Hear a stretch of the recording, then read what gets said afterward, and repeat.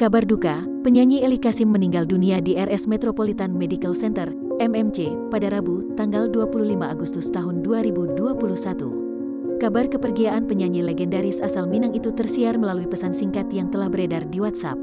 Telah meninggal Uni Eli Kasim kesayangan kita semua, pagi ini, kata Kadis Kominfotik Sumatera Barat, Jasman Rizal, dikutip dari Tribun Padang, tanggal 25 Agustus tahun 2021.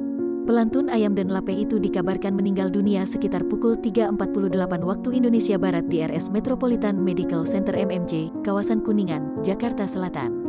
Kabar penyanyi Eli Kasim meninggal dunia juga disampaikan oleh organisasi perantau Minang atau disebut Minang Diaspora Network Global MDNG. Pihak MDNG mengaku berduka atas meninggalnya Eli Kasim yang merupakan anggotanya.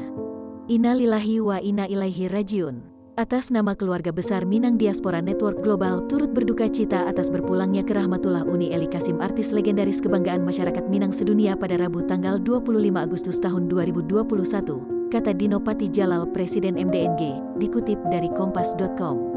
Terkait penyebab, penyanyi Eli Kasim meninggal dunia diketahui karena masalah pencernaan. Sakit lambung, lambungnya kambuh, kata keluarga Eli Kasim kepada awak media. Keluarga Eli Kasim pun membantah tegas COVID sebagai penyakit di balik kematian sang penyanyi legendaris itu.